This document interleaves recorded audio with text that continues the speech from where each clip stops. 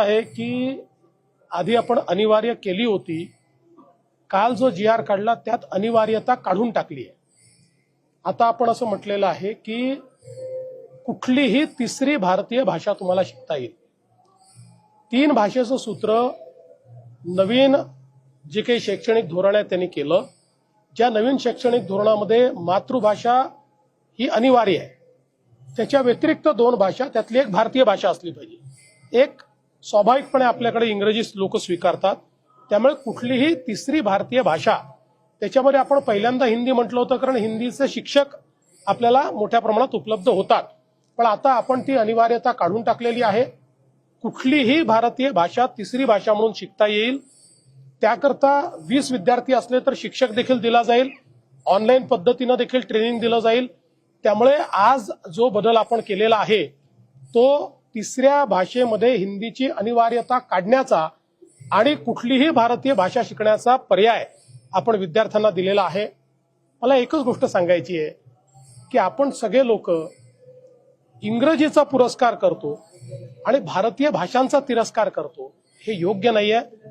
भारतीय भाषा इंग्रजीपेक्षा चांगल्या आहेत, ठीक आहे, आता इंग्रजी व्यवहार भाषा झाली आहे, पण या नवीन शैक्षणिक धोरणाने सगळ्यात महत्त्वाचं काम जर काही केलं असेल तर मराठीला ज्ञानभाषा बनवण्याचा मार्ग खुला केलाय। आता आपण इंजिनिअरिंग, अभियांत्रिकी हे मराठीत शिकवायला लागलो, यापूर्वी कधीच नव्हतं। नवीन शैक्षणिक धोरणामुळे आपले डॉक्टर जे बनतायत वैद्यकीय क्षेत्रात ते मराठीमध्ये बनतायत, MBA मराठीमध्ये बनतायत।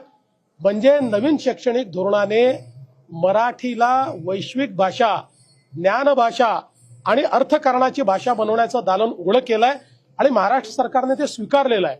म्हणून मला असं वाटतं की अशा प्रकारचा विवाद हा योग्य नाहीये।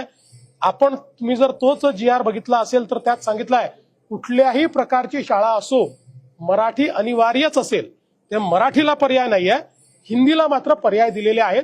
कुठलीही भारतीय भाषा ज्याला जी शिकायची ती शिकताय। राज ठाकरेंनी पत्रकार परिषद घेतली, थोडं कन्फ्युजन दिसतंय मग या निर्णयामुळे। माझी राज ठाकरेंची चर्चा झाली, त्यांचा आग्रह आहे की 2च भाषा असल्या पाहिजेत, तिसरी भाषा तुम्ही लादू नका। मी त्यांना हे समजून सांगण्याचा प्रयत्न केला की केंद्र सरकारने विचारपूर्वक NEP मध्ये 3 भाषांचं सूत्र आणलंय। जर देशभरामध्ये 3 भाषांचं सूत्र आहे तर महाराष्ट्र 2 भाषाच्या सूत्रावर जाऊ शकत नाही। NEP देशाकरता आहे। आपल्याला कल्पना आहे की 3 भाषा सूत्राच्या विरुद्ध तमिळनाडू कोर्टमध्ये देखील गेलं, कारण कोर्टाने ते मान्य केलं नाही। आणि आपल्या देशातली एखादी अधिकची भाषा शिकण्यामध्ये काही वाईट काय आहे, गैर काय आहे? आपल्या भाषेला डावललं गेलं असेल तर वेगळी गोष्ट। आपली भाषा शिकत असताना जर आपली मुलं एखादी दुसरी भाषा अजून शिकतील तर त्याही भाषेतलं ज्ञान त्यांच्यापर्यंत पोहोचेल। त्यामुळे जो काही सन्माननीय श्री राज ठाकरेंचा आग्रह आहे की 2च भाषा ठेवा, मला असं वाटतं की केंद्र सरकारने NEPच्या माध्यमातून 3 भाषेचं सूत्र, आणि हे काही NEP केवळ केंद्र सरकारने तयार केली नाही, देशभरातल्या एक्सपर्ट्सनी बसून NEP तयार केली।